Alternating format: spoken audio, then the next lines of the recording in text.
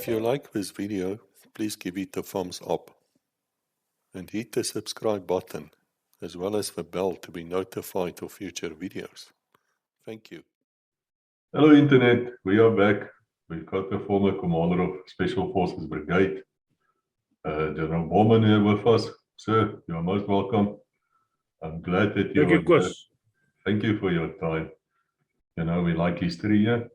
But first, sir, I have to ask you, we've been reading, and I've got a few letters from a few people about the state of one military hospital, which I believe is very close to Pretoria. Now, can you give me a few words about it? Can you perhaps tell me why is one military hospital so important to veterans and serving soldiers? Chris, yeah, it's a very delicate situation. The military hospital serves the whole country regarding soldiers, serving soldiers being the main hospital. There are 3 military hospitals and a lot of sick bays in South Africa. With each unit and in each area there's a sick bay. We call it a sick bay. It's a military term. But we've got one military hospital, the flagship of the hospitals of the medical services, and then 2 military hospitals in Wynberg in Cape Town and 3 military hospitals in Bloemfontein, serving the military units there. But one military hospital has got a very old history from the Second World War, when soldiers were sent back from the various fronts to Convalestia in South Africa. And it served, especially in modern times, the contemporary situation. It serves all our operations, peacekeeping operations, all over Africa. And then it also served us during the Boer War. And one military hospital was a world leader in combating malaria. But another function of one military hospital, I mean, the late state president Nelson Mandela, when he fell ill, he came to one military hospital. And the same happens to diplomats in South Africa, as well as foreign diplomats and keepers of the state from African countries. When they feel ill, they come here, or other private hospitals as well. But they can cater for that situation. So it is in Africa, I think it's a pillar of strength. But the last 20 years, there's been renovations there, and it led to nowhere. Of course, really, and I had the unfortunate situation, my second brother, and we were 3 brothers in the Defence Force. He was a colonel with military intelligence, and he had a stroke, or he fell and then had a stroke. Nobody knows what happened. And he was first sent to a civilian hospital, and then when they wanted to send him to military hospital, some or other buffoon there said, no, he's there, he's got to stay there, he can't come to the military hospital. We then took him there, and for 5 hours, they couldn't place him. Okay, I must also admit it was in the midst of COVID, and all the hospitals were full.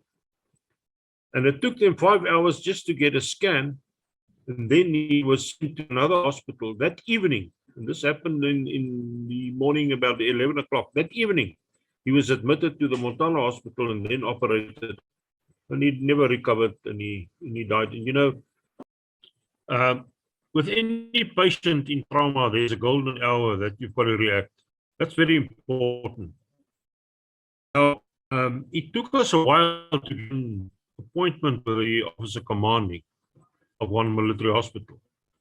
Me and my brother went in there, guns blazing, and we wanted to attack this guy, and you know, it wasn't a pleasant situation. And what a surprise we got. He was completely on our side. He himself is also a neurosurgeon. And he said he's got tremendous problems, and he poses this to the authorities and to the politicians and to everybody, but nothing is done about that. But the crux of the matter is, Koos, and I don't recall what he said.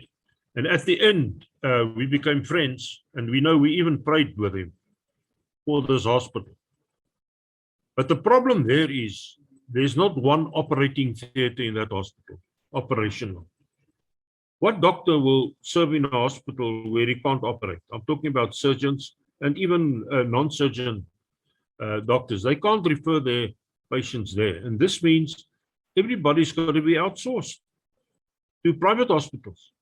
And the private hospitals are reluctant to take military patients because the state machinery doesn't pay quickly. And you know, a private hospital or even a state hospital is run like a business. They need their money. They've got to pay doctors and fees and all these things. And the second thing, there's no scanner operating in that area of the hospital. So they've got to outsource all these things. And you know, of course, I'm not going to embroider on my own personal problem with my brother. But the problem is with our troops fighting. And I'm recalling the situation in Mozambique. They were flown in, 5 to 6 of them. One was dead on arrival. They had to run around and get these people to hospitals because this hospital, who was really the flagship in Africa, couldn't handle the situation. Because I'm asking the frank question, and I hope the politicians listen to this.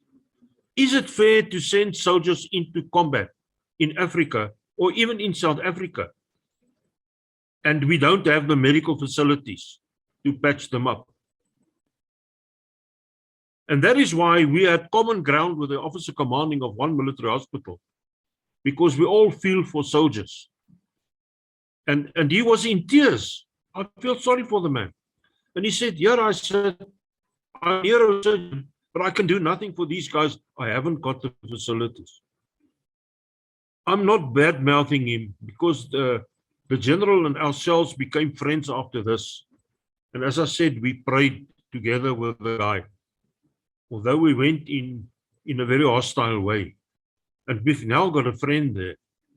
And he wrote us a very nice letter explaining my brother's situation to us, and the family is happy about that now. And we can do nothing. We won't bring him back. And we've got to rest with that situation.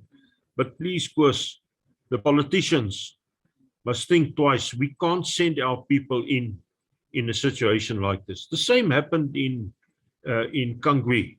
Perhaps one day you must ask Doibi Kutsia, who was on your previous programs, that he speaks on Kangwi. It's far away from South Africa. It's in the Congo. Mozambique, the northern part of Mozambique is far away from South Africa.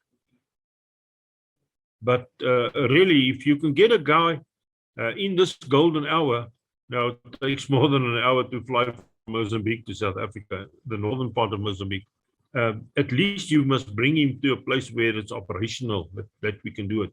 Because it's a bad situation. And as I said, for 20 years, and I go there once a month to collect my medication. You know, the older you get, the bigger your medication parcel becomes. As they say in Afrikaans, pille and brille. Well, the brille is all right, but the pille, the medication is there. I don't know what to do. But we must get this hospital, because that commander is motivated and everything. But you know, it's not a very good situation. And there are wonderful doctors. There's one doctor that fixed my eyes. She took the cataracts off my eyes, Dr. Apani. And my physician at the moment, the internal physician, Dr. Ledwaba, she does wonderful work in that hospital. But you know, without support and even moral support, it's not fair towards the soldiers going there. And when we served, we each month paid a fund into the continuation fund, and that will carry us till we die. And it must also that hospital must also serve the serving soldiers. And the important thing, the operational soldiers. And you know, all the people from Mozambique, I'm talking about citizens from Lesotho, even Botswana, when there's a problem, they bring them down here. You know, of course, as military commander of the Soutpansberg military area, in 6 years, I had 64 Casevac patients regarding malaria. They were all sent to one military hospital, either by air or by road. I didn't lose one. The same happened to the Angolan situation. A terrible strain of cerebral malaria was picked up by the soldiers in that area. They were all flown back to one military hospital, and they saved so many lives. It's not fair, because I don't care, and I told you what the situation was, but it is not fair towards our soldiers. I have to agree with you, Stan. I thank you for bringing this to our attention, and perhaps somebody will go and, I wanted to say slap somebody awake, but of course we don't condone violence here, so just, you know, write to your MP or do whatever you can. Because the one thing which I really never worried about in the police was getting hurt or ill or shot or anything like that, because I knew there would be the very best medical care possible. And now it seems to me we're sending people into combat and they do not have that assurance. But let me also say to you, sir, we regret the passing of your brother, and we express our deepest sympathy with you and his family. I've heard from certain people who were talking on the show that perhaps one of the frigates or some naval ship can deploy to assist the people in Mozambique. Now, just to explain to those foreigners who's listening here, perhaps there's a counterinsurgency, a counterterrorism movement fight at the moment going on in northern Mozambique. It's got to do with gas. It's a French company, Total, who got the rights there, and some jihadists, or they call themselves that, we can argue whether they really are or not, or where they even come from. They started attacking these people. And of course, these people then ran away back to Europe, and they left the nonsense for the Africans to sort out. South Africa is always leading that effort. And they're leading it through way of their special forces units, which are world class, absolutely world class. So if we had like a frigate in the waters close by, I'm quite sure that the people could be evacuated to the medical facilities on one of these ships, which are excellent. But as it is, I'm not even sure we have a frigate there. And so now they have to be stabilized, flown quite a long distance to Pretoria. And once they reach Pretoria, they cannot be treated. And at some stage, the combat soldiers are going to die. Am I correct if I summarize it like that, sir? No, of course, you are more than correct. They tried to get a strike craft in that area. And there aren't very, very big medical facilities on the strike craft due to space. I mean, you can put a doctor there with a surgical team, but space is a problem. But that ship never sailed. And the main reason was that it had to combat the logistical supply of the jihads that they got from the sea. I was in Mozambique about 4 years ago, in that area, that specific area, on a non-military situation. Absolutely not military. And you know, of course, what I saw there is that the government of Mozambique didn't have any influence there. They haven't seen the government. They don't know the area. And there are very little people that speak Portuguese in that area. It's close to the Malawian border. That's a forgotten area. Now gas was found there, and it becomes of strategical importance. And this is what the jihads are focusing on, is to get that gas, that high quality gas, and that means it's energy. But the police, I'm talking Mozambican police and the army, it's got no influence there. I've spoken to the chef de postas of each little town. They haven't seen politicians. They just hear things and so on. So it's an area forgotten by Maputo. And now this serious problem. And the other problem is the culling of elephant in that area. It's terrible.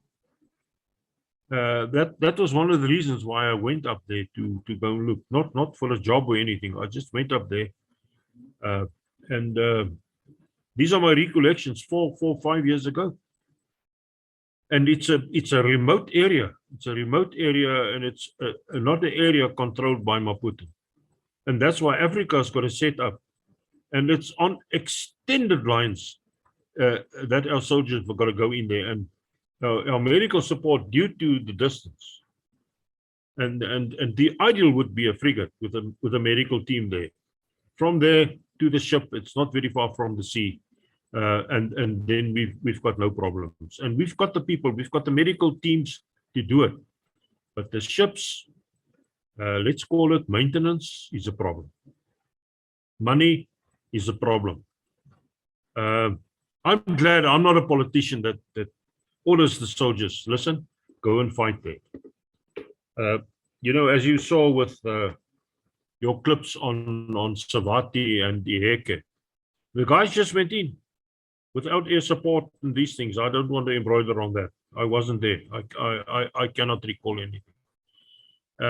Our people and even the situation in Mozambique, the guys went in there. They went in. They're soldiers. When they get an order, they go.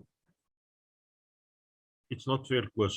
We must fix our medical support. You know, on staff course, we learned how you calculate losses. And if your losses are very negative, and the medical people used to tell us, and even in the operational area, listen, your casualties will be so much, then we must rethink about the operation. You must get your medical facilities forward. We even had medical facilities deep in Angola, ready to do any operation whatsoever.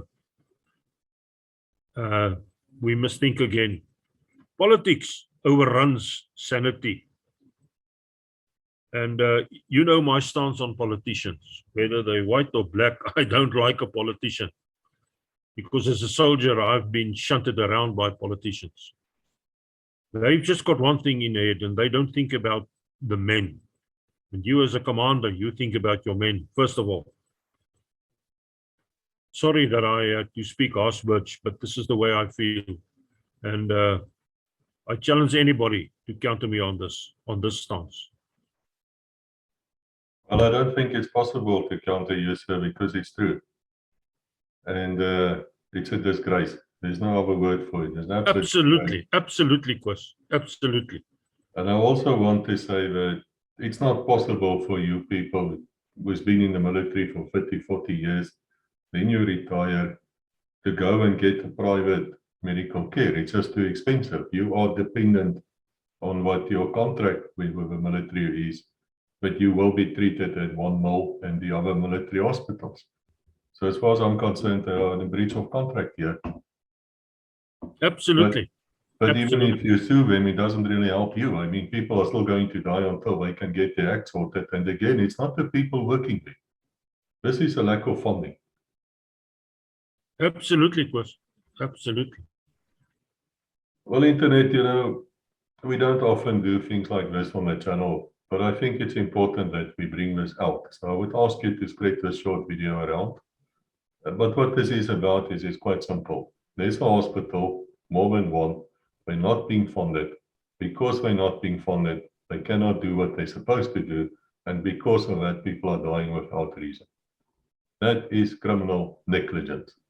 As far as I'm concerned, people should go to jail for this. But we don't want revenge. We want the situation just to be restored to where it once was. In other words, get the money, pump the money in, let them do their job.